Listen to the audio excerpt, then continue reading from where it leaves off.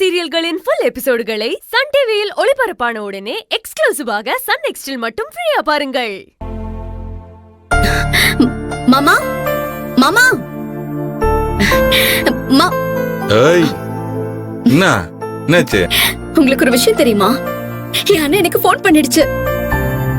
இவ்வளவு நேரம் அண்ணன் கிட்ட தான் பேசிக்கிட்டு இருந்தேன். ஓய் சூப்பர், செம சந்தோஷமா. ஆமா, என்ன சொன்னாரு? எப்படி இருக்காரா? அண்ணன் நல்லா இருக்காராம். அண்ணனும் பொண்ணியும் ஒத்துமையா எந்த குறையும் இல்லாம இருக்காங்களாம். ஓ, அப்புறம் நான் நினைச்ச மாதிரி என் அண்ணனுக்கு பீச்ல வச்சு ஆபத்து வந்திருக்கு மாமா. புலிக்குட்டி கொடுத்த அம்மன் பிரசாதத்தினாலதான் அண்ணனுக்கு எந்த பிரச்சனையும் இல்லாம முடிஞ்சுதான். ஆண்டவா, இனி மச்சானுக்கு எந்த ஆபத்தும் வராதுல. ஆனா பொன்னி பிரச்சனை பண்ணாம இருந்துச்சுன்னு வச்சுக்க, மச்சானுக்கு பாதி பிரச்சனை தீந்தா மாதிரி. சரி, உனக்கு இப்ப சந்தோஷம் தானே? உன் அண்ணன் போன் அடிக்கலாம் தானே கவலைப்பட்ட? இப்ப மச்சானே போன் அடிச்சிட்டாரு, அதுக்கு ஒரு முடிவும் கட்டியாச்சு. அப்புறம் என்ன? ஏன் தங்க, உன் அண்ணன் உனக்கு போன் அடிச்சது உன்னை விட எனக்கு தான் ரொம்ப நிம்மதி. ஏன் தெரியுமா? இத்தனை நாள் உன்னை சமாளிக்க முடியாம நான் திண்டான்னு நம்பாரு. இனி எனக்கு எந்த பிரச்சனையும் இல்லப்பா, நிம்மதியா ஜாலியா இருக்கலாம்.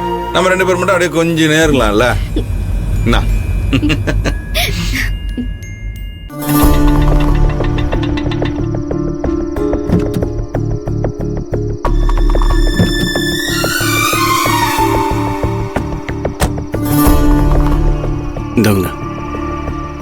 சரிங்க சார்.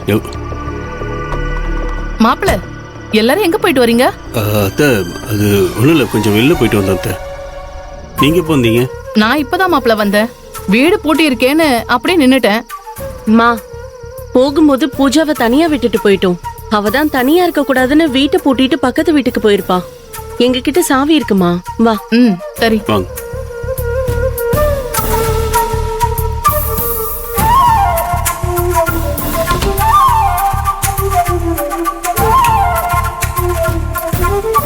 வாங்க.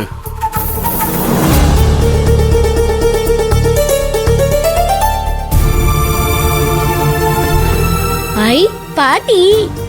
ஹாய் பாட்டி. வா பூஜா, பக்கத்து வீட்ல இருந்தியா? ஆமா பாட்டி, நான் வீட்டை பூட்டிட்டு பக்கத்து வீட்டு ஆன்ட்டி கூட இருந்தேன். சரி.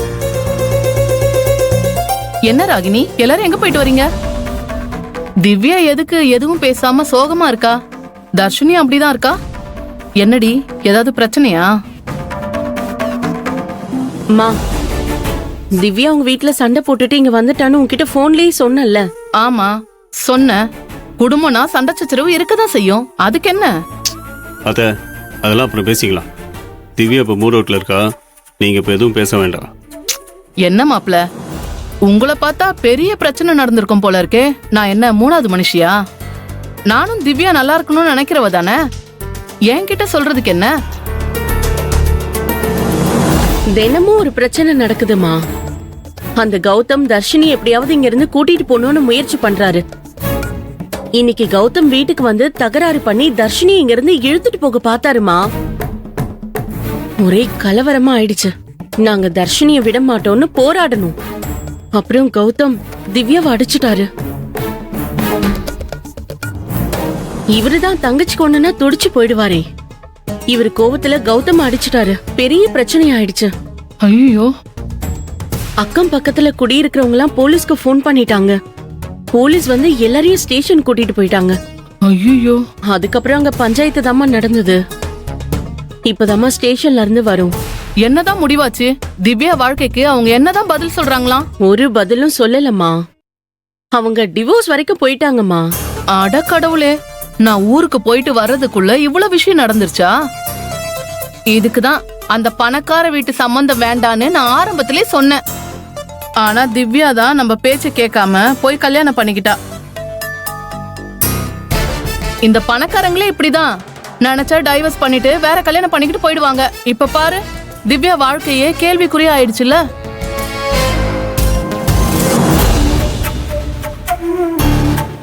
கௌதமோட நான் வாழ்ந்த வாழ்க்கை முடிஞ்சு போச்சுங்கிறதுக்காக என்னோட வாழ்க்கையே முடிஞ்சு போச்சுன்னு அர்த்தம் கிடையாது. நான் கண்டிப்பா அதுல இருந்து மீண்டு வந்து காட்டுவேன். அது மட்டும் இல்ல, என் வாழ்க்கை கேள்விக்குறியா இருக்குன்னு சொல்றீங்கல்ல, இத நான் ஆச்சரியக்குறியா மாத்தி காட்டுறேன். என் கூட என் பொண்ணு இருந்தா போதும். இவதான் என்னோட பலமே. என்னை தூக்கி எரிஞ்சவங்க முன்னாடி நான் ஜெயிச்சு காட்டுறாத. தர்ஷினி, உன்னோட ஹோம்ஒர்க்கை முடிக்கலாம். வா, ரூமுக்கு போலாம்.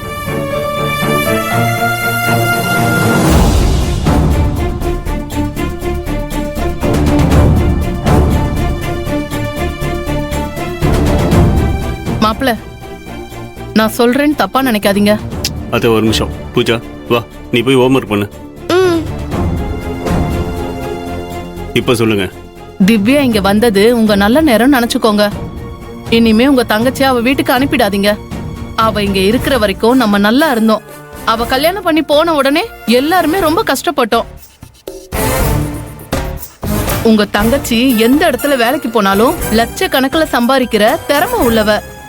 அப்படிப்பட்டவ எதுக்கு நமக்கு உதவியா இல்லாம எதுக்கு அடுத்தவங்க வீட்டுக்கு போய் அவங்களுக்கு உழைக்கணும்?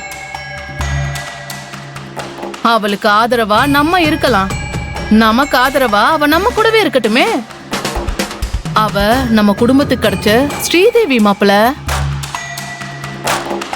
எக்காரணத்து கொண்டும் அவளை அனுப்பிடாதீங்க. அத்தை, நான் அந்த முடிவுல தான் இருக்கேன்.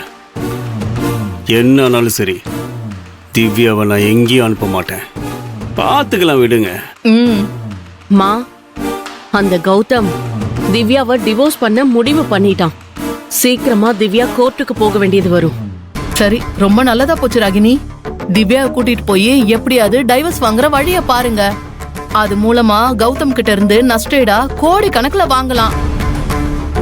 சரி சரி, வாமா.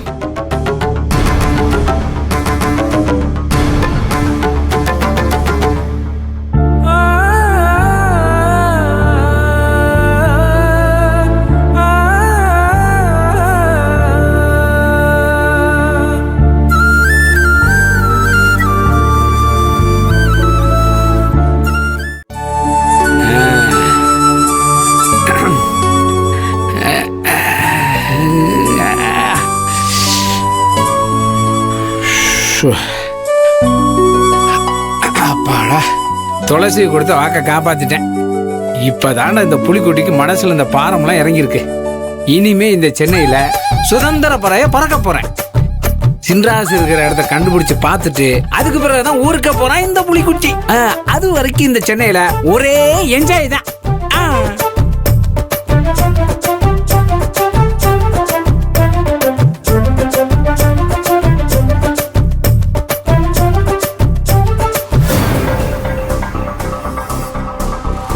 எக்ஸ்கியூஸ் மீ, நல்லாத்தூர்ல இருந்து புலிக்குட்டின்னு யாராவது ரூம் போட்டிருக்காங்களா? ஆமா சார், 214 இருக்கார் சார். நீங்க அவரை பார்க்கணுமா? இல்ல, அவர் ரூம்க்கு ஏத்த மாதிரியே எனக்கு ஒரு ரூம் வேணும். சார், நீங்க யாரு? அவர் ரூம் எதிர நீங்க ரூம் கேக்குறீங்க? போலீஸ்.